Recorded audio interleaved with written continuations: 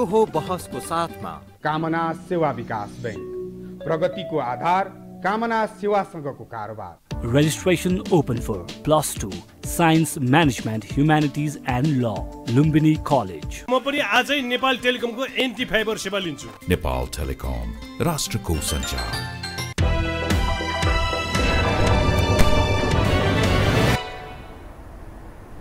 नमस्कार, यो बहसमा म यहाँलाई हार्दिक स्वागत गर्दछु। जीवराम भण्डारी। आज यहाँहरू सामुने उपस्थित हुनुहुन्छ रत्न संसार श्रेष्ठ। उहाँ वरिष्ठ चार्टर्ड एकाउन्टेन्ट हुनुहुन्छ, त्यसै गरी अधिवक्ता। उहाँसँग आज म निजगढ विमानस्थल र सर्वोच्च अदालतले सरकारका नाममा जारी गरेको परमादेश, निजगढ विमानस्थल यथास्थितिमा यो ढङ्गले नबनाउनु भनी जो परमादेश जारी गर्यो, यससँगै धेरै प्रश्नहरू उब्जिएका छन्। यसमानेमा सम्भाव्यता अध्ययन नभइकन किन यसरी यत्रो खर्च गरियो, रुख कटानी किन यत्रो भयो, वन सम्बन्धी ऐनको किन ख्याल गरिएन, यो मूर्खतापूर्ण काम किन भयो र सर्वोच्च अदालतले किन परमादेश जारी गर्यो, यस्ता यस्ता प्रश्न छन्। आज म वरिष्ठ चार्टर्ड एकाउन्टेन्ट तथा अधिवक्ता रत्न संसार श्रेष्ठसँग आज यही वरिपरि केन्द्रित रहेर अलिकति सूचनामूलक, किनभने आम दर्शकले यो बुझ्नु पनि पर्छ, अलिकति विश्लेषण पनि, किनभने यस उप प्रश्नहरू धेरै उठेका छन् यत्र तत्र। ती प्रश्नहरू, ती कतिपय विषयहरूलाई म आज उहाँ मार्फत भरमग्दुर त्यो सम्बोधन गराउने प्रयत्न गर्नेछु। सर्वप्रथम म उहाँलाई स्वागत गर्छु। सर, स्वागत छ। अब म सिधै कहाँ प्रवेश गरेँ भने निजगढ विमानस्थल निर्माण नगर्न नगराउन सरकारका नाममा सर्वोच्च अदालतको इजलासले परमादेश जारी गर्यो। अब यससँगै मानिसले प्रश्न उठाए, ए बाबा, हामीलाई त अन्तर्राष्ट्रिय विमानस्थल, हामी त विकास चाहन्छौँ, किन रोक्यो सर्वोच्चले भन्ने एउटा आम मानिसको प्रश्न छ। त यो विषयलाई अब गुह्य कुराहरू हुन्छ नि, जो सर्वसाधारणले बुझ्नु जान्नु जरुरी छ। त किन रोक्यो यो? हैन जीवरामजी, पहिलो कुरा त उसले विमानस्थल निर्माण नगर्नु भने परमादेश जारी गरेको होइन। उसले निजगढमा फडानी गरेर त्यो ठाउँमा 24 लाख रुख फडानी गरेर विमानस्थल निर्माण नगर्नु भनेको मात्रै हो। 24 लाख फडानी हुने रहेछ। 24 लाख फडानी हुन्छ। स्वार्नेको बनाउने हिसाब रहेछ। 8000 हेक्टर हो नि त। 8000 हेक्टर। अब यो 8000 हेक्टरको सन्दर्भमा एउटा हेर्नुपर्ने कुरा के भने, यो 8000 हेक्टरमा एयरपोर्ट किन चाहियो? हेर्नुहोस्, संसारको सबभन्दा व्यस्त विमानस्थल भनेको लन्डनको हिथ्रो विमानस्थल हो। त्यसको जम्मा क्षेत्रफल 1227 वर्ग किलो, के अरे 1227 हेक्टर मात्रै छ। हिथ्रो संसारको सबभन्दा व्यस्त विमानस्थल हो, उसको 1227 हेक्टरले पुगेको छ। त्यस्तै अर्को हेर्ने हङकङको चाहिँ 1248 हेक्टर छ। अब हिथ्रोको त अब आँकडा पनि छैन, 10-12 करोड उसले त्यहाँ प्यासेन्जर हुन्छ।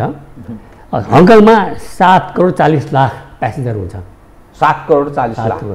त्यस्तै अब सिङ्गापुरमा 1500 हेक्टर मात्रै छ, त्यहाँ चाहिँ 6 करोड तपाईँको मान्छे आवत जावत गर्छन्। त्यस्तै दिल्लीमा तपाईँको 6.5 करोड मान्छे आवत गर्छन्। त्यो चाहिँ पहिला डोमेस्टिक र इन्टरनेसनल छुट्टै थियो, अहिले जोडे। त्यसले गर्दाखेरि त्यहाँ चाहिँ 5000 हेक्टर जमिन छ। अनि अब ब्याङ्कक सबभन्दा व्यस्त हो एसियामा। अब हेरी ल्याउनु हो भने तपाईँको दिल्लीभन्दा ब्याङ्कक व्यस्त हो। ब्याङ्ककको जुन नयाँ सुवर्णभूमि विमानस्थल छ, त्यसको क्षेत्रफल 3240 हेक्टर मात्रै हो।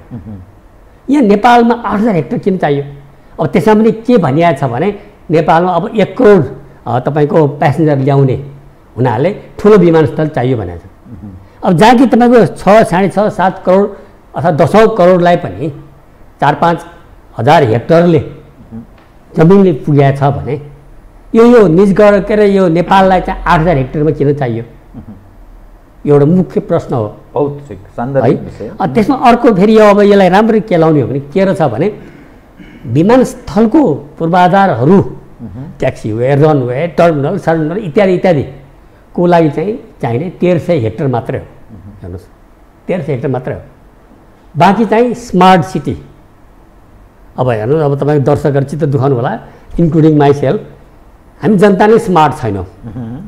अनि बाटा मनलाई जे थाहा फ्याँक्छौँ, हात छु गर्छौँ। अब पढा लेखा अहिले कोभिडको महामारीको बेला पनि जताततै हातथु नै गरे हुन्छ, सिँगान फालेकै हुन्छ। अब त्यस्तो देशमा बसेका जनतालाई स्मार्ट सिटीकै काम, जनता मात्रै कि नेता पनि अगुवा, जनता गुना नेता नि जस्ता छन् त्यस्तै नेता हुन्छन्। अर्थात् नेताबाट जनताले सिक्ने, जनताबाट नेताले सिक्ने, जनताले चुने हुन्। त्यसले गर्दाखेरि अब यो फेरि अब स्मार्ट सिटी भने के हो? स्मार्ट सिटी भने प्लटिङ हो, घर घडेरी बनाउने हो, त्यो हो नि। तपाईँको हो यो त्यो त्यत्रो राम्रो पूर्वमा कङ्क्रिटको जङ्गलमा रूपान्तरित, पूर्वमा पर्सा राष्ट्रिय निकुञ्ज, पश्चिममा चितवन राष्ट्रिय निकुञ्जको बिचमा भएको यो जङ्गल हो। यसलाई फाँडेर त्यहाँ तपाईँको किन चाहियो प्लटिङ? त्यहाँ घडेरी किन चाहियो? घडेरी बनाउनु थुप्रो ठाउँहरू अन्यत्र छ नि। तपाईँले जुन डाटा सुनाउनु भयो नि, यो डाटा सुन्दा चाहिँ बडा मलाई पनि र आश्चर्यजनक लाग्यो। एक दोस्रो र यो दर्शकलाई पनि साँच्चै यो सूचनामूलक रह्यो के। त यो शासक पक्षलाई, सरकारलाई यो सारा विश्वको घटना, विश्वका अवस्था, त्यहाँका अन्तर्राष्ट्रिय विमानस्थलहरूमा कति हेक्टर जमिन चाहिँ प्रयोग गरिएको छ, त्यो उनीहरूलाई सूचना नभएर कि दुर्नियतवश अर्कै प्रयोजन, अर्कै उद्देश्यले 8000 हेक्टर चाहिन्छ भनेर बनाए त्यो सम्भाव्यता अध्ययन कसरी भएको रहेछ? के हो यो? अब सम्भाव्यता अध्ययन चाहिँ तपाईँको ल्यान्डमार्क वर्ल्ड वाइड भन्ने एउटा कोरियन कम्पनीले गरेको। अब त्यहाँ के मिलेन हेर्नुहोस्, उसलाई भुक्तानी दिएर छ, $55 लाख दिन बाँकी छ भने नेपाल सरकारले भुक्तानी दिएन, 6 करोड रुपियाँ बराबर दिएन र उसले त्यो सम्भावित अध्ययन दिएको छैन। पूर्ण सम्भावित अध्ययन चाहिँ यिनीहरूसँग यो एक्जिक्युटिभ कार्यकारी साधन मात्रै छ। त्यसको भरमा यिनीहरू काम गरिरहेछन्। अब अझ यसमा जोड्नुपर्ने कुरा के हो भने तपाईँको अब यसको चाहिँ सम्भाव्यता अध्ययनका लागि कसैलाई दियो, काम गराइयो, पैसा दिएन, यस्तो पनि सरकार हो। लेनदेन मिलेर होला नि, कमिसनको कुरा। मैले त्यो शब्द प्रयोग गरेँ, तपाईँले गरे। तर यथार्थ त्यही हो, किनभने यो बुझिन्छ नि शासकहरू कस्ता नेचरका छन् हाम्रा शासक प्रशासक। अब यो तपाईँको पूर्वाधार निर्माण गर्दाखेरि पहिला चाहिँ सम्भावित अध्ययन गरिन्छ, अनि त्योसँगै वातावरणीय के अरे मूल्याङ्कन अध्ययन गरिन्छ, त्यसको प्रतिवेदन लिन्छ, अनि त्यो समयबाट पनि ठिक हो भन्ने भएपछि डिटेल प्रोजेक्ट रिपोर्ट बनाइन्छ। डिपिआर गरेकै छैन। एउटा त फिजिबिलिटी स्टडीको त्यो आधिकारिक रिपोर्टै छैन, आएको छैन, छैन। डिपिआर गरेकै छैन। रुख काट्न हतार छ काम। अरे अनि यो त कस्तो भयो भने जीवरामजी, यो बिहे गर्ने हतारले के अरे बेहुली माग्ने बिर्स्या जस्तो। यी सबै अझ जरुरी कुरा। अब म त चार्टर्ड एकाउन्टेन्ट, पैसाको कुरा गर्छु। अब 8 खर्ब रुपियाँ लाग्छ भने त्यो पैसा कहाँबाट आउँछ त? त्यसको निर्माण पूर्ण सम्पन्न गर्नका लागि 8 खर्ब लाग्ने भनेका छन् है। 8 खर्ब भने 6.5 अर्ब डलर लाग्छ। अब डलर महँगो हुँदै जान्छ भने त्यो पैसा कहाँबाट ल्याउने त? त्यो पैसा त्यतिकै सजिलो आउँदैन। अब फेरि स्मरणीय नै के छ भने अहिलेको जुन बहुराष्ट्रिय ब्याङ्कहरू, विश्व ब्याङ्क, एसियाली विकास ब्याङ्कहरूले यसरी वन जङ्गल फडानी गरेको ठाउँमा पूर्वाधार निर्माण गर्नु 1 पैसा दिँदैन, पैसा दिँदैन। किनभने तिमीहरूले वातावरणलाई समाप्त पार्यो भन्ने एउटा आरोप। अहिले तपाईँको जुन यो क्लाइमेट चेन्ज, मौसम परिवर्तनले गर्दाखेरि कुबेलामा गलत बेलामा पानी पर्नुपर्ने बेलामा पानी नपर्ने, गलत बेलामा ठुलो परिमाणमा तपाईँको पानी पर्ने, बाढी आउने, पहिरो आउने, हुरी बतास आउने, डढिलो लाग्ने भइरहेछ। यो सबै तपाईँको मौसम परिवर्तनको कारणले हो। अब यो 8000 हेक्टरमा 24 लाख तपाईँको रुख बिरुवा ध्वस्त पारिसकेपछि त अझ बिग्रिने हो। त्यसकारण यो तपाईँको 8 अर्ब अथवा 6.5 अर्ब डलर चाहिँ विश्व ब्याङ्क, एसियाली विकास ब्याङ्क जस्ता बहुराष्ट्रिय संस्थाले ऋण दिनेवाला छैन। त्यो चाहिँ निश्चित छ। उनीहरूको तपाईँ इन्भाइरोमेन्टल गाइडलाइन एकदमै कडा छ। अब उनीहरूले त भनौँ जुन यो नेपालकै कानुन यो विश्व ब्याङ्कहरूले नै भने हुनाले बनाएको हो। यसमा के छ त भने तपाईँको एउटा रुख काट्यो भने त्यसको 25 गुणा रुख रोप्नुपर्छ। 25 गुणा एउटा काट्यो भने 25 गुणा रोप्नुपर्छ। अब यो उनीहरूले काम गर्न हतार गरेको छ।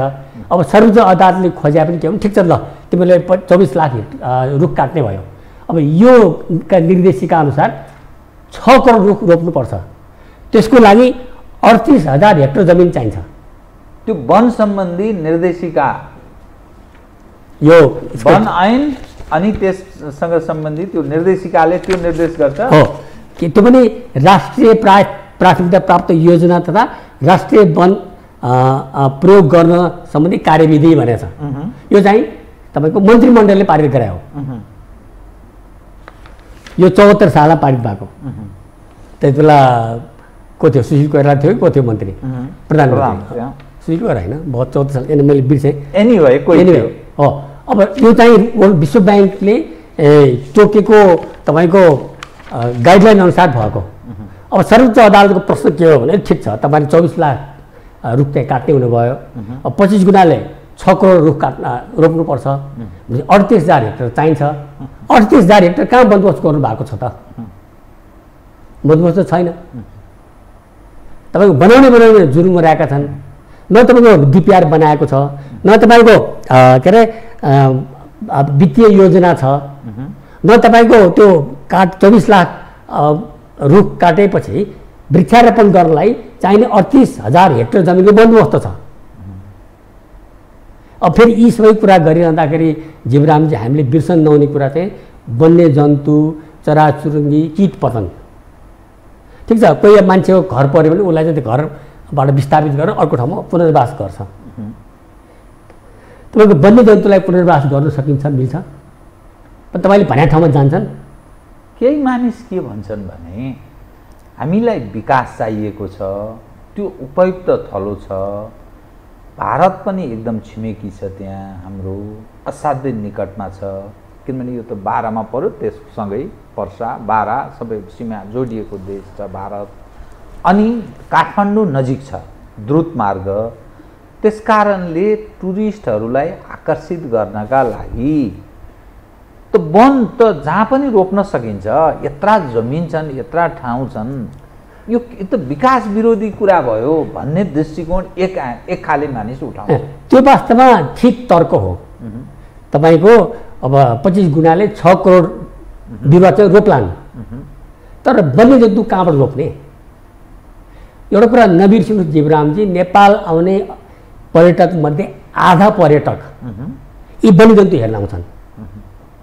अनि अर्को नबिर्सिनुपर्ने कुरा के भन्दाखेरि अब यो जुन ठाउँ हो, पूर्व पर्सा राष्ट्रिय निकुञ्ज, पश्चिममा चितवन राष्ट्रिय निकुञ्ज, यो बिचमा पर्छ, त्यो ठाउँ चाहिँ वन्यजन्तु हात्ती लगायत तपाईँ आवत जावत गर्ने ठाउँ हो। अब त्यहाँ बिचमा ढ्याक्क तपाईँ विमानस्थल बनाएपछि त्यो हात्तीको बाटो कहाँ बनाउने? नबिर्सिनुहोस्, झापामा जङ्गली हात्तीको आतङ्क कति छ? मान्छे मरिरहन्छन् हरेक साल, हरेक साल अनाज नष्ट गर्छ। अब अर्को नबिर्सिनु कुरा, झापामा 4 कुसे झाडीको अहिले भ्यू पनि छैन। त्यहाँ बसोबास गरेको 50औं वर्ष भइसक्यो। त्यही पनि जङ्गली हात्ती भारतदेखि आउँछन्।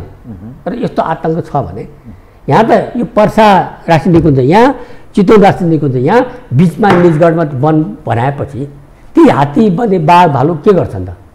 उनीहरू हिँड्ने बाटो त भयो नि।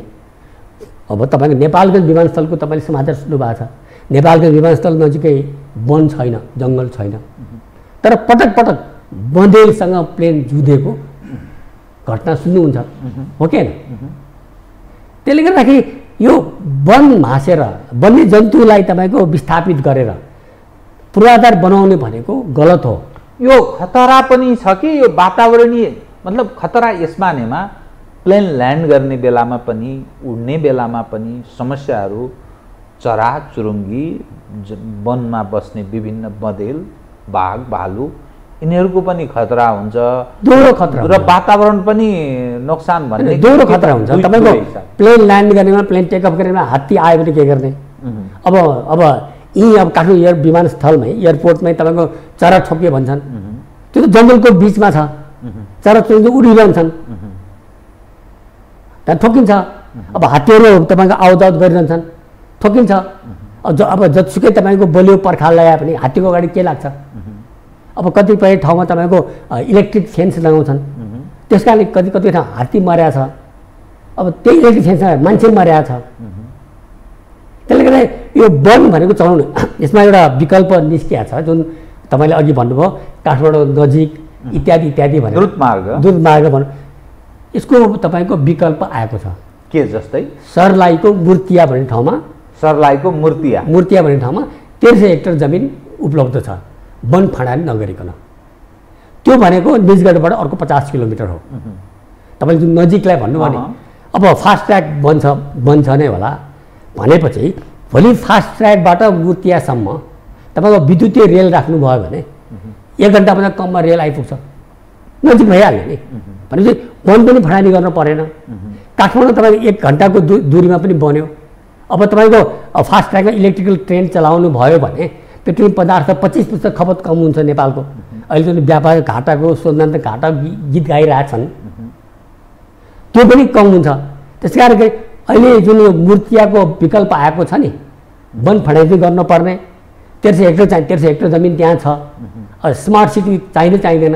अब प्लटिङ यो ठेकेदारहरूले तपाईँको यो बिचौलियाहरूले भूमाफियाले बनाइरहेछन्, तपाईँको प्लटिङ गर्दैछन् भने सरकारै लागेर स्मार्ट सिटी भनेर तपाईँको अर्को 67 हेक्टर वन जङ्गल ध्वस्त पार्नु जरुरी छैन। मुर्तियामा त विकल्प छ नि त, तराईमै नजिक हो। त्यहाँ चाहिँ नबनाउनु नै जगतको हितमा छ, नेपालको हितमा छ। वातावरणीय हिसाबले पनि निजगढमा अन्तर्राष्ट्रिय विमानस्थल बनाइनु ठिक हुँदैन भन्ने तपाईँको राय? 24 लाख रुख काटेर वन्यजन्तु चराचुरुङ्गी कीट पतङ्गलाई तपाईँको विस्थापित गरेर वन मासेर बनाउनु जायज होइन। र सर्वोच्च अदालतले फेरि यो जुन ऐन र कानुन हेरेर भने हो। सर्वोच्च अदालतले आजमा आएर अन्तर्ध्यान गरेर भने होइन। उसले वैन ऐन पढ्यो, उसले तपाईँको यो कार्यविधि पढ्यो, त्यसको आधारमा ऐन र कार्यविधि अनुसार नै उसले रोक्यो। सर्वोच्चले परमादेश गरेकै हो। सर्वोच्च अदालतलाई तपाईँको मन लागि गर्ने अधिकार छैन। सर्वोच्च अदालतले गर्ने भनेकै तपाईँको ऐन कानुन कार्यान्वयन, ऐन कानुनको व्याख्या मात्रै हो। अब यसैलाई उल्टोबाट हेरौँ, यदि सर्वोच्चका कतिपय आदेश परमादेशहरू हास्यास्पद पनि छन्, त्यस कारणले सर्वोच्चले मनपरी गर्दैन भन्ने त त्यो मान्ने आधार कमजोर। गलत फैसलाहरू नआएका होइनन्, तर यसमा चाहिँ अब अहिले उल्टोबाट हेरौँ न। उल्टो यदि उहाँहरूलाई यो फैसला मन परेको छैन भने अब तपाईँको अहिले 5 दलीय गठबन्धनको बहुमतभन्दा बढी नै छ। अनि एमालेलाई पनि यो विमानस्थल चाहिएकै छ भने यो वन ऐन खारेज गरे भने संसदले वन ऐन खारेज गरेर अर्को ऐन बनाऊ, फेरि सर्वोच्चले ओके भनिदिइहाल्छ। सर्वोच्चलाई त त्यसैको व्याख्या त गर्ने हो, ऐन हेरेर फैसला गर्ने। नयाँ ऐन बनाउने होइन, उसले संसदले पारित गरेको ऐनलाई व्याख्या गर्ने मात्रै हो। त्योभन्दा उसले बढी व्याख्या गर्दाखेरि उसले चाहिँ व्याख्या यसरी गर्न सक्छ कि त्यहाँ नयाँ कानुन निर्माण भयो कि भन्ने हुनसक्छ नजिरले।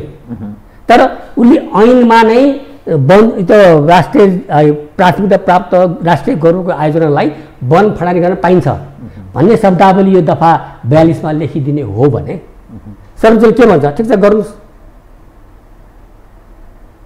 भनेको त अहिले उसले यो वन ऐन खारेज गर्नु पर्यो अथवा यो दफा 42 खारेज गर्नु पर्यो। तर सर्वोच्चले त त्यसरी वन ऐन त्यस्तो बनाइयो भने सर्वोच्चले त भन्ला। सर्वोच्चको के मतलब छ? इन्टरनेसनल ल फेरि हाम्रो समस्या हुँदैन। हामीले कतिपय ठाउँमा अभिसन्धिहरू कमिटमेन्ट गरेका छौँ, रुख वातावरणीय सन्तुलनका लागि हाम्रा युएनका कतिपय विषयहरू छन्। अनि त्यो त कहाँ फेरि कोल्याप्स हुँदैन? कोल्याप्स हो। त्यसले गर्दाखेरि कालो सूचीमा पर्छ नेपाल। मैले भनि नै सकेँ यो ठाउँमा हाम्रो नेसनल लको के मतलब छ? अहिलेको दुनियाँ त वातावरण भनेको पर्यावरण भनेको तपाईँको अन्तर्राष्ट्रिय चासोको विषय भएको छ। त यसले गर्दाखेरि गलतसँग बाढी पहिरो आइरहेछ, अतिवृष्टि भइरहेछ, खडेरी भइरहेको छ। त्यसले गर्दाखेरि यसरी नेपालले बिचेर वन ऐन चाहिँ तपाईँको खारेज गरेर संशोधन गरेर जाने हो भने भोलि तपाईँको संयुक्त राष्ट्रसङ्घीय संस्थाहरूले नेपाललाई कालो सूची राख्छ। यसै पनि अब नेपालको विमान सेवाहरूलाई युरोपियन युनियनले कालो सूचीमा राखिराखेका छ। निषेध गरेकै छ। पेलेर गएर हुँदैन, पेलेर गएर हुँदैन। तर मैले भनेको चाहिँ अब यो उल्टोबाट भनेको यदि उहाँलाई निजगढै बनाउनु छ, निजगढमै व्यवस्था पनि बनाउनु छ, स्मार्ट सिटी पनि बनाउनु छ भने यो यो यो तपाईँको बनैनको दफा 42 खारेज गर्नुहोस्, संशोधन गर्नुहोस् आफू अनुकूल, अनि सर्वोच्चमा भन्नुहोस् अब हामीले यसरी संशोधन गरिसक्यौँ, खारेज गरिसक्यौँ, अब हामी बनाउँछौँ। पूरक निवेदन दिनु मिल्छ, पूरक निवेदन दिनुहोस्, हामी गराउँछौँ, जिम्मेदी गर्नुहोस्। पूरक निवेदन फेरि दिनुपर्छ, दिनु सकिन्छ नि, किन यो खारेज गरिसक्यो गर्न सकिन्छ। अनि राष्ट्रिय प्राथमिकता, राष्ट्रिय गौरव आयोजना हो भन्न सकिन्छ। तर तपाईँले ठिक कुरा उठाउनु भयो। मैले नै भने अब बहुराष्ट्रिय ब्याङ्कहरू त यसमा पैसा हालिनेवाला छैन।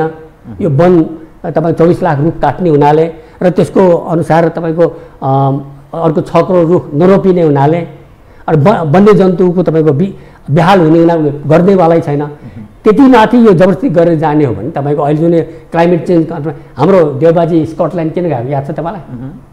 वातावरण सम्बन्धी वहाँ जाने देवबाजी वातावरणलाई अहो यसो गर्छ उसको भनेर आउने, यहाँ आएर चाहिँ 24 लाख हेक्टर 24 लाख रुख काट्छु भन्ने। त राजनीतिक मान्छेले त भन्छन् नि आजभन्दा 5 वर्ष अगाडि अथवा स्थानीय चुनावमा के गर्छु भनेको थिएँ, के भयो भोलि 5 वर्षपछि के हुन्छ? त्यो त राजनीति गरेको त धन्दा हो नि, त्यो त धन्दा हो। तर तपाईँको विश्वले त हेरिराखेको छ नि त, यो त विश्वको चासोको विषय भने ब्रह्माण्डको चासोको विषय भयो। तपाईँ ब्रह्माण्ड तात्तिरहेछ, ब्रह्माण्ड तपाईँको औसत 1 डिग्री सेल्सियसभन्दा बढीले गर्मी भइरहेछ। तपाईँको अब सन् 2050मा 1-2 डिग्री पुग्छ भने यहाँ चिन्ता छ, आतङ्क छ। अहिले तपाईँको के भने यो वायु वातावरण रक्षा गर्नको लागि तपाईँको रुख रोप्यो भने पैसा दिने भन्ने कार्यक्रम छ, कार्बन क्रेडिटको कुरा छ। त्यो सबै छोडेर रुख तपाईँको बाग वन फेरि विकल्प भएको भए एउटा कुरा, विकल्प पनि नभएको एउटा कुरा, विकल्प छ। त एउटा बताइदिनुहोस् त, यत्रो 24 लाख रुख कटान गर्ने वन सम्बन्धी ऐन पनि नपढेको भन्ने अर्थ लाग्दछ। अनि कहाँबाट त्यो 8 खर्ब रुपैयाँको नेहरूको जोहो गर्ने भन्ने हिसाब किताब पनि छैन, अनि डिपिआर पनि केही छैन, फिजिबिलिटी स्टडीको पनि त्यो औपचारिक आधिकारिक केही छैन। यस्तो मूर्खतापूर्ण काम यो कसले किन गर्छ? यसको पछाडिको गुत्थी के हुन सक्छ बताउनुहोस् त। पहिलो कुरा त हेर्नुहोस्, मूर्खता गर्ने नैसर्गिक अधिकार हो मान्छेको, तपाईँको पनि सोकल डेमोक्रेसीमा होइन, सबै मानव जातिको। तपाईँको मूर्खता गल्ती गर्ने नैसर्गिक अधिकार हो र गल्तीबाट सिक्छन्। तर जसले गल्तीबाट सिक्दैन उसले चाहिँ तपाईँको पाठ सिक्दैन, उसले चाहिँ तपाईँको दुःख पाउन पर्छ, दोहोरिरहन्छ। अब यो त देखादेखि यो त तपाईँको अब त्यो अहिले चाहिँ बाराका मान्छेहरूले यहाँ धरना दिइरहेछन् माइतीघरमा सर्वोच्च अदालतको विरुद्ध। त्यो भएन अरे, यो विकास रोकियो, अवरुद्ध भयो अरे। ए बाबा, उहाँहरूले के बिर्सिनु भयो भने 24 लाख रुख त्यो निजगढमा काटिएपछि त्यसको तल्लो तटीय क्षेत्रमा बस्ने उहाँहरूको इनारमा पानी आउँदैन, त्यहाँको मुहान सबै सुक्छ, भूमिगत पानीको तपाईँको सतह घट्दै जान्छ। अनि पछि अनावश्यक बेमौसममा बाढी पहिरो आउँछ। अहिले यो तपाईँ रुखले वातावरणीय सन्तुलन खलबलिन्छ, एकदमै खलबलिन्छ। जुन चुरेमा परेको पानी त्यो चाहिँ निजगढ जस्तोको वनमा त्यसले रोकिएर त्यहाँ पानी जमिनमा प्रशोचन भएर तलबाडी नआउने हो। अब त्यहाँ त्यो रुख सोत्तर पारेपछि त त्यो चुरेभन्दा माथि पर्या पानी त बाढीको रूपमा तल आउँछ बेमौसममा। तर उनीहरूले पानी चाहिने बेलामा सुखायामा जुन भूमिगत पानीमा निर्भर छन् उनीहरू, भूमिगत पानी पम्प गरेर तपाईँ खानेपानी पिउँछन्, सिँचाइ गर्छन्, त्यो हुँदैन। अब भूमिगत जलको सतह त घट्दै जान्छ। त्यसैले अहिले जुन बाराका महोदयहरू तपाईँको धरना बसिरहनु भएको छ, आन्दोलन गरिरहनु भएको छ, उहाँले गरेको चिज सोच्नुपर्छ। उहाँले आफ्नो नयाँ पुस्तालाई, आजकल फेरि नयाँ पुस्ता नि युवा पुस्ता 6-7-8 क्लास पढ्ने विद्यार्थीमा थाहा छ वातावरण महत्त्व। उनीहरूले भन्छन् रुख काट्नु हुन्न भन्छन्। त्यसैले उहाँहरूले आफ्नो नयाँ पुस्तालाई जुन भर्खर 10-12 वर्ष 15 वर्षकोलाई सोध्नुहोस् रुखको महत्त्व के हो, रुखको तपाईँको फङ्सन के हो, रुख र पानीको अन्तर सम्बन्ध कस्तो हुन्छ सोध्नुहोस्। अनि फेरि अब अहिले जुन पर्यटनबाट तपाईँ बाराको मान्छे लाभान्वित कसरी भएको छ भने त्यहाँ वन्यजन्तु हेर्न आउने पर्यटकले त्यहाँ खर्च गरे पैसाबाट उहाँहरू आम्दानी भइरहेछ। अब यहाँ त्यो वन्यजन्तु त्यहाँबाट नासिएपछि त्यो पर्यटक त उहाँका त आउँदैन। अब उहाँहरू पनि सोच्नुपर्ने कुरा, या त कस्तो एउटा नेताले उत्साह दिएछ ल झन्डा लिएर यहाँ आएर माइती घरमा बसिया छ, त्यो अर्को धन्दा सुरु भयो। भइसक्यो माइती घरमा सर्वोच्च अदालत विरुद्ध अर्को यो फैसला नसच्यासम्म आन्दोलन जारी रहन्छ अरे समाचार आइसक्यो नि। त एउटा बताइदिनुहोस्, फेरि केही मानिस के प्रश्न गर्छन् भने निजगढ विमानस्थल बनाउने जसरी भनियो त्यसको विपरीत त्यो बनाउनबाट रोक्न छिमेकी देश भारत चाहन्थ्यो। उसको डिफेन्सको हिसाबले उसलाई उसको सुरक्षाका कारणले पनि एकदम भारतीय भूमि हुँदै एकदम तल गहिराईबाट नजिकबाट र त्यहाँ सैनिक क्याम्पको माथिबाट प्लेन ल्यान्ड गर्ने हिसाबले यसरी आउँथ्यो। त्यो भारतका लागि पनि आपत्तिजनक थियो। त्यसकारण त्यो भारतीय इन्ट्रेस्ट पुरा गर्नका लागि पनि यो यसो गतिविधि भयो है भन्छन् नि। यसमा दुई तिनवटा कुरा छ, म कति सम्झिन्छु। एउटा कुरा त अहिले जति पनि तपाईँको प्लेन काठमाडौँमा ल्यान्ड गर्छ नि त्यो सिमराबाट उत्तर छिर्छ, अनि भारतबाट आउँछ। पश्चिमबाट आउने लखनऊ हुँदै आउँछ, सिमराबाट उत्तर छिर्छ। पूर्वबाट आउने तपाईँको पटना सटना हुँदै सिमराबाट उत्तर छिर्छ। अनि काठमाडौँ आउँदाखेरि तपाईँ सिमरामै निकै तल आइसकेका हुन्छ। तपाईँ आफै चढ्नु भएको तपाईँको सिमरा देखिन्छ। अब राम्रो टेलिस्कोपिक क्यामेरा लिने हो भने अहिले काठमाडौँ आउने विमानबाटै भारतको सबै फोटो खिच्न सकिन्छ, त्यो इस्यु होइन। अनि दोस्रो कुरा मैले अब अर्को त मैले बिर्सिदिएँ। दोस्रो कुरा के भने हाम्रा प्रधानमन्त्री देउबाजी भारत जानुभएको थियो, भारतमा पनि गुजरातमा जानुभएको थियो, मोदीलाई भेटेका थियो। त्यति बेला चाहिँ भारतले नेपाललाई सहयोग गर्ने भन्ने क्रममा निजगढ विमानस्थलमा पनि सहयोग गर्छु भनेको छ। भारतले कमिटमेन्ट जनाएको छ। हेर्नुहोस्, भारत अब यो भारतका मित्रहरूलाई मन नपर्ला, म चाहिँ भारतलाई नेपालको मित्र भनेर दुष्ट ठान्छु। उसले पटक नेपाललाई धोका दिएको छ। नेपालमाथि 4 पटक नाकाबन्दी लाग्यो, त्यो पनि भूकम्पको लगत्तै लगाएको। भूकम्प त्यत्रो भइरहेछ, उसले नाकाबन्दी लगाइदियो। त्यत्रो फ्रिडमका लागि सहयोग गरिदियो नि त, 12 बुधे गराइदियो नेताहरूलाई, त्यहीँ खुवाउने पिलाउने। त्यो 12 बुधे सबै उसैतिर फर्काएर गरेको छ। त्यतातिर म राजनीति विषय पनि म त्यता नजाउँ है। तर उसले चाहिँ यो निजगढ विमानस्थलमा बनाउन सहयोग गर्छु भनेको छ। अब भारत पनि एउटा व्यापारी हो, उसलाई चिन्ता के छ भने भैरवा, यो निजगढ भन्दा पनि भैरवा चाहिँ भारतीय सीमाबाट धेरै नजिक छ हो। तपाईँको 10 किलोमिटर मात्रै छ। त्यहाँ चाहिँ चिनियाले विमानस्थल बनायो। अब उसलाई चिन्ता के छ भने निजगढमा चिन नछिरोस् भनेर। त्यसले गर्दा ऊ त आफ्नो ठेकेदार पठाउन चाहन्छ, उसले त आफ्नो लगानी पठाउन चाहन्छ, आफ्नो ठेकेदार पठाउन चाहन्छ, आफ्नो सरसामान आफू दिएर चाहन्छ। फेरि यो कुरा अहिलेको होइन, अब सुषमा स्वराज त स्वर्गीय भइसक्यो, तत्कालीन परराष्ट्र मन्त्री, विदेश मामिला मन्त्री भन्छ। उसले पनि त्यति बेला यो 2015-16 कहिले हो निजगढ विमानस्थलमा हामी सहयोग गर्छौँ भनेको छ, भनेको छैन। त्यसले गर्दाखेरि यो भारतीय स्वार्थमा अब यो त वास्तवमा सर्वोच्च अदालतमाथि लान्छना हो, अब भारतीयबाट प्रेरित भएर लेखियो भन्ने कुरा हो, यो चाहिँ होइन। र तेस्रो कुरा एक थरीले के भनिरहेछन् भने यो भारतमा पनि वातावरण दुष्प्रभाव पर्ने हुनाले यो चाहिँ सर्वोच्च अदालतले यसो फैसला गरे आदेश दिएको भन्छ। त्यो चाहिँ कस्तो तर्क भयो भने मेरो घर आगो लगाउँदाखेरि मेरो छिमेकीलाई धुवाउँछ भनेर मैले आगो नलगाउने भने जस्तो कुरा भयो। त्यो आगो लगाएर सबभन्दा बढी घाटा नोक्सान त पहिला मलाई हुन्छ जीवरामजी। त्यो वन फाँडेर सबभन्दा पहिला धेरै नोक्सान त मलाई हुन्छ। जुन परिमाणमा नोक्सानी हामीलाई हुन्छ त्यो निजगढको तल्लो तटीय क्षेत्रमा 12% हुन्छ, त्यसको भन्दा तल अलिक कम हुन्छ। नहुने होइन, हेर्नु वातावरण त अन्तर सम्बन्ध छ, यो एउटै वाटर सेड हो, सम्बन्ध छ। तर नोक्सान भारतमा कम हुन्छ। तर भारतीयहरूलाई चाहिँ उसको पहिलो प्राथमिकता यसमा चिन नछिरोस् भन्ने छ। तपाईँ अब युनियनमा मोदीजी आउनुभयो, तर गौतम बुद्ध अन्तर्राष्ट्रिय विमानस्थलमा टेक्ने भयो, कज अफ चाइना हो। अब त्यसै गरी उसलाई त के छ भने यदि निजगढ विमानस्थल बन्ने भयो भने ऊ नेपाल आउँदाखेरि त्यहाँ त उसले लाइन गर्नु मिले, चाइनाले बनायो भने अरू बनाउन चाहन्छ। त कुटनीतिमा यसको ठुलो महत्त्व रहने हो होइन। यो त कुटनीतिमा रणनीति पनि भयो, व्यापारिक नीति पनि भयो।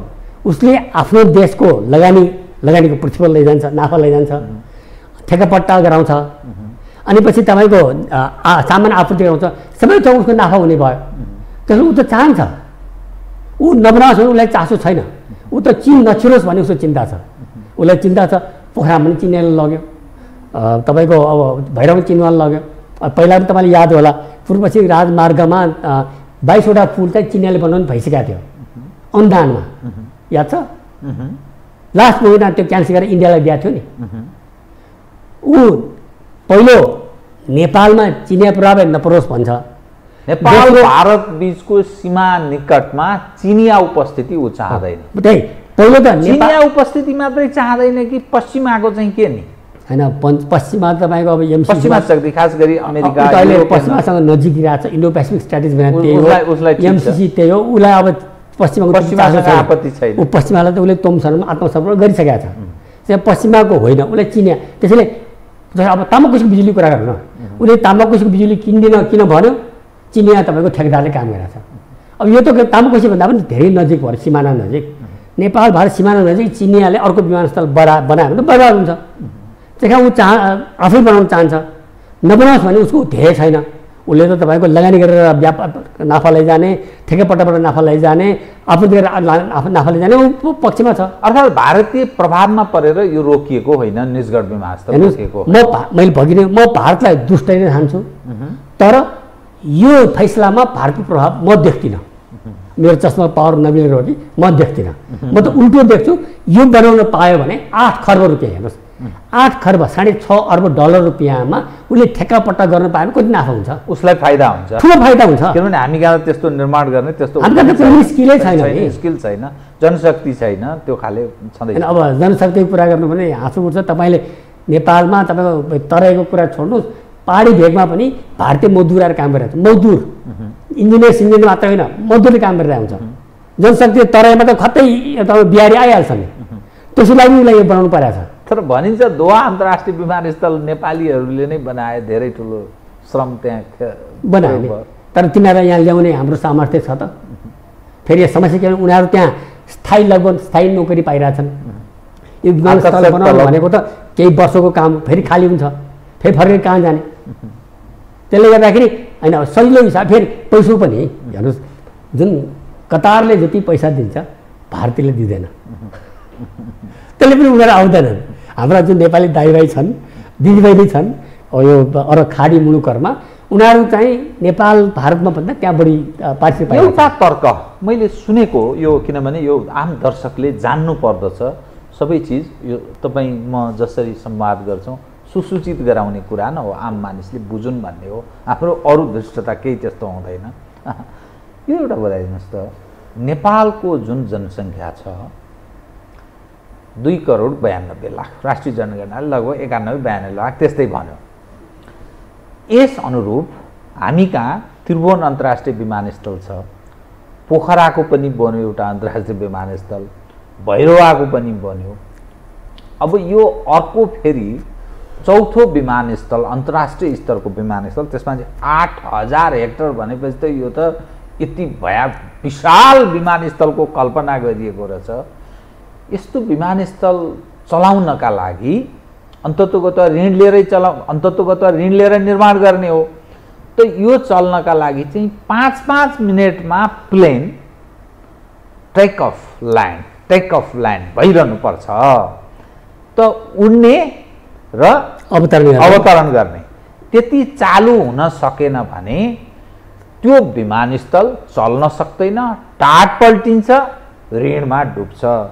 त्यसकारण यत्रो ठुलो कल्पना गर्नु नै दुर्नियत छ, किनभने के सम्भव छ के सम्भव छैन भन्ने हिसाबले नै यो हेरिएन है भन्ने एक खाले मानिसको यस्तो विश्लेषण रहेछ। तपाईँ एउटा चार्टर्ड एकाउन्टेन्टको हैसियतले बताइदिनुहोस् त यो यसलाई के भन्ने? म अहिले धेरै नेपालको अर्थतन्त्र खस्केको छ, अनि श्रीलङ्कासँग तुलना गरिराखेका छन् हगि। म श्रीलङ्काको घटना बताउँछु तपाईँले भर्खर भनेको परिप्रेक्ष्यमा। श्रीलङ्कामा यो राजपक्षको तपाईँको निर्वाचन क्षेत्रमा अहिले राष्ट्रपति गोटाबाया बाँकी छन्, प्रधानमन्त्री चाहिँ हटे, मताला विमानस्थल बनाएका छन्।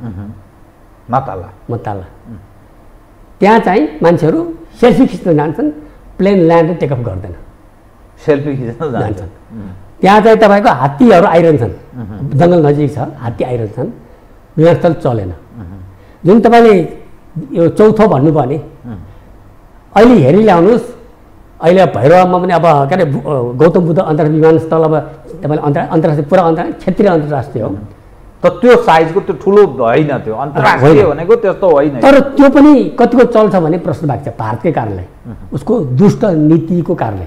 उसले कुशीनगरमा अन्तर्राष्ट्रिय विमानस्थल बनायो, जहाँबाट मोदी हेलिकप्टरमा लुम्बिनी गए, अनि उसले त्यो गौतम बुद्ध अन्तर्राष्ट्रिय विमानस्थलबाट उडानको लागि उसले अनुमति दिएको छैन। अर्थात् असफल बनाउन भारत आफै लागिपरेको छ गौतम बुद्ध अन्तर्राष्ट्रिय विमानस्थललाई। हो, अहिले अवस्था के छ भने यदि कुनै प्लेन विमान पश्चिमबाट आएको छ भने उसले सोझै सरासर गएर त्यहाँ गौतम बुद्ध अन्तर्राष्ट्रिय विमानस्थलमा ल्यान्ड गर्न पाउँदैन। ऊ पूर्व हानिनु पर्यो, अनि पछि सिमरामा आएर उत्तर छिर्नु पर्यो। एयर स्पेस दिँदैन उसले, फ्लाइट पाथ दिँदैन।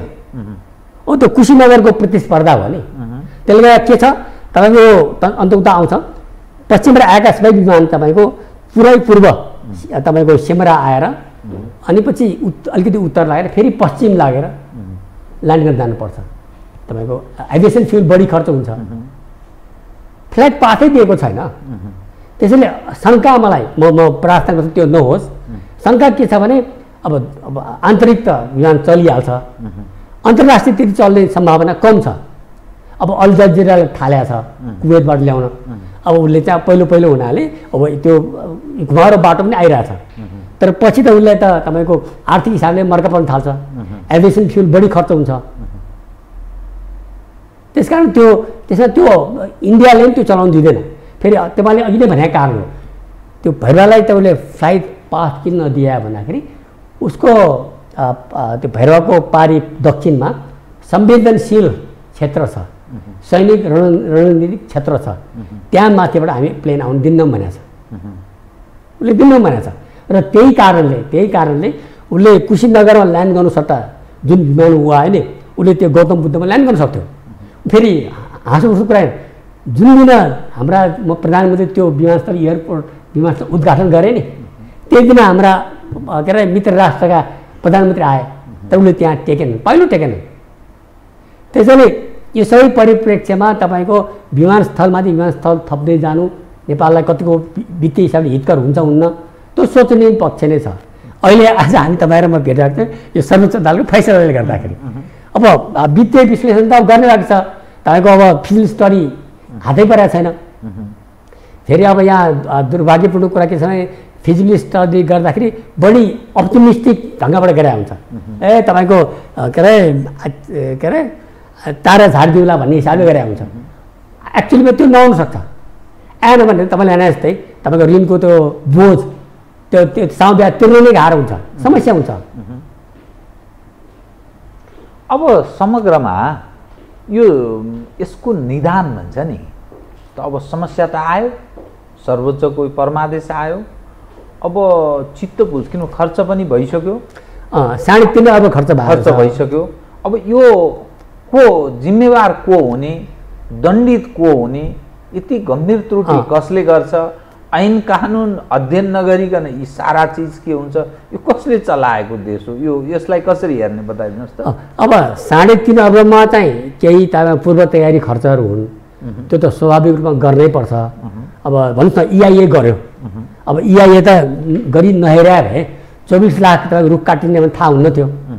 उनीहरूले त्यहाँ अब स्थलगत रूपमै अध्ययन गरेर 24 लाख रुख अन्दाज गरे हो, गोटा गन्ती त गरेनन् होला, तर त्यसको पनि तपाईँको मेकानिजम छ, तरिका छ, माथिबाट क्यामेरा खिचेर हिसाब गर्ने छ गऱ्यो। त्यसैले त्यो EIA जस्तो गर्नु त जरुरी थियो, फिजिकल स्टडी पनि गर्नु जरुरी थियो, त्यसमा केही खर्च भएको छ। तर अब त्यहाँ अहिले कार्यालय नै खडा गरिसके।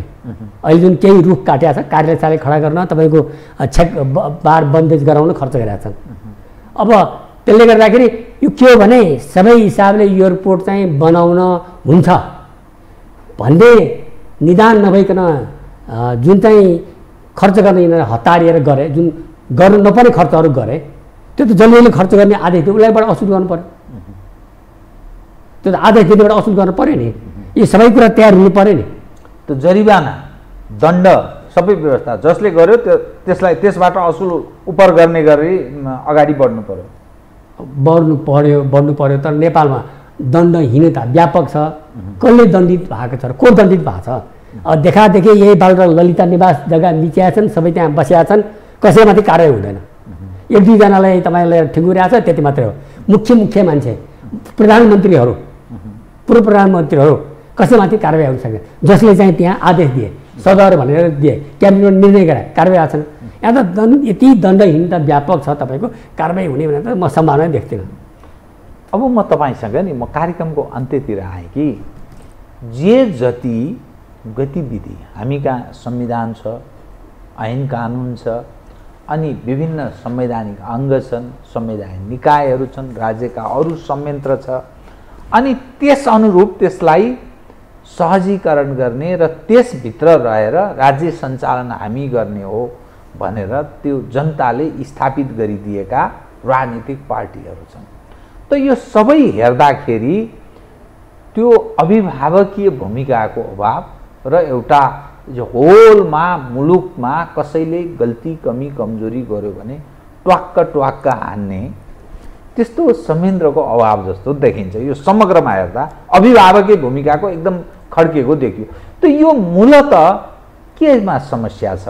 तपाईँ हेर्दाखेरि सम्पूर्ण अङ्ग पनि छ, प्रत्यङ्गहरू छ, राज्यका छ, संसारमा छ, यहाँ पनि छ, तर यी कुनैले काम गर्दैनन्, जे पाए त्यही गरिरहेछन्, अनि पछुताउने भन्दा दोस्रो काम केही हुँदैन। सिस्टममा त्रुटि छ कि हाम्रो यो देशको पानी नै यस्तो हो कि सबै जो आउँछन् यस्तै फटाहरू मात्रै राज गर्ने स्थिति बन्ने हो कि यो के कारण हो? यो पानीलाई चाहिँ म दोष दिन्न, तर पनि त मनस्थिति मस्तिष्कको रगतै त्यो चेन्ज गरिदिन्छ। तर दोष चाहिँ हामी जनताकै हो, हामीले गलत नेतालाई चुनेर पठायौँ। अब यही सन्दर्भ हेर्नुहोस् न, यिनै नेताहरूले बनाए कानुन, यही कानुनको आधारमा सर्वोच्चले फैसला गर्यो। अब यी नेताहरू सर्वोच्चले गाली गर्छन्, गाली त आफैलाई गर्नुपर्ने होइन। रुख काट्नु ठिक छ भन्ने मैले भनिरहेको छैन, तर यदि उनीहरूले यो ऐन नबनाएको भए, वन ऐन नबनाएको, यसरी नबनाएको भए सर्वोच्चले यस्तो फैसला गर्न सक्दैन थियो।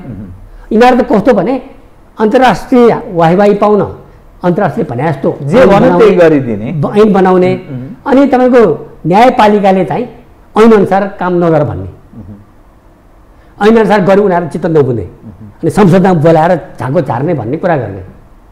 समस्या त्यो हो। त्यसैले अब त्यसको चाहिँ अहिले यो जुन संयन्त्र छ कि छैन सोध्नुभयो, संयन्त्र छ। संयन्त्र भनेको मतदान हो, निर्वाचन हो। त्यो अहिलेको स्थानीय निर्वाचनबाट देखिसक्यो, सङ्केत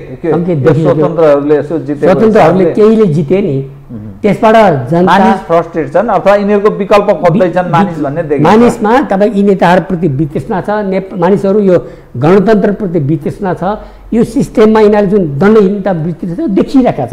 तपाईँ कतिजना मुलुकै आउँदो रहेछ होइन, एकदम 15-20 दिनमा त्यो सुन्दै नसुनेका मानिसहरू आएर चर्चा गरेर सारा कभरेज गरे। यो आयो नि, त्यही अब त्यस कारण अब लगातार संसदको चुनाव छ।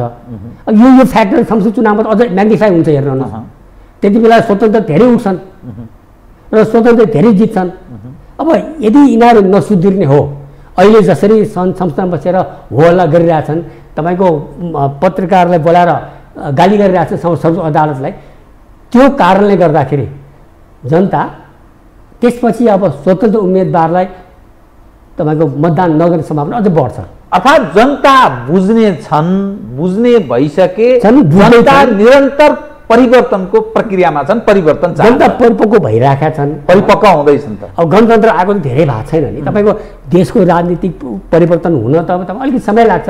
एक दशकै भएको छैन नि, के अरे गणतन्त्रको 63 सालमा के अरे होइन, एक दशक चान्चुन भयो। तर अब यो संविधान आएको त 5-7 वर्ष मात्रै भयो। 72 सालमा जारी भएको छ। अब 72 हुन्छ, अहिले 6 वर्ष भयो। यो संविधानलाई कार्यान्वयन गरेर अगाडि लैजानै पाएको छैन। यो कार्यान्वयन क्रममा अनि जनताले वितृष्णा हुन थालेपछि यिनीहरू सबैलाई फ्याँक्दै जान्छन्। जसरी तपाईँ अब काठमाडौँमा हेर्नुहोस् न, अब खुखार नेताहरू हारे नराम्ररी हारे पनि तपाईँको के अरे 2-4 मतले होइन, 1000-12,000 मतले होइन, 30,000 मतले हारे। त्यो पनि घागडान। अब एमाले त्यसै घागडान थिए, काङ्ग्रेसका महाघागडान थिए होइन र। अब भन्नु अब वैकल्पिक पार्टी पनि आएको थियो, तपाईँको साझा विवेकशीलको उनीहरू त तपाईँको धरोटी जफत भयो। जनताले हेरिरहेछ नि, अघिल्लो पटक विवेकशील र साझालाई त स्थानीय निर्वाचनमा राम्रै मत पाएको थियो नि। किशोर थापाले कति पायो, रञ्जु दर्शन कति पायो, राम्रै मत पाएको थियो नि। अहिले त धरोटी जफत भयो नि। जनताले हेरेको छैन भन्ने होइन नि, जनताले हेरिरहेछन्। तर यी नेताले सिकाएका छैनन्, यिनीहरूलाई चाहिँ पाठ सिकाउनुपर्छ। सिकाउने जिम्मा तपाईँ हाम्रो नै हो। हस्, धन्यवाद छ। धन्यवाद। आदरणीय दर्शकवृन्द, उहाँ हुनुहुन्थ्यो रत्न संसार श्रेष्ठ, चार्टर एकाउन्टेन्ट, वरिष्ठ चार्टर एकाउन्टेन्ट तथा अधिवक्ता। निजगढ विमानस्थल नगर्नु नगराउनु भन्ने सर्वोच्चले जुन परमादेश जारी गर्यो, यसलाई कसरी बुझ्ने, यसैको वरिपरि केन्द्रित रहेर गरिएको कुराकानी। म सहित मेरो सम्पूर्ण युनिटलाई कार्यक्रमबाट बिदा दिनुहोस्, तर यो टेलिभिजन हेर्दै रहनुहोला। नमस्कार।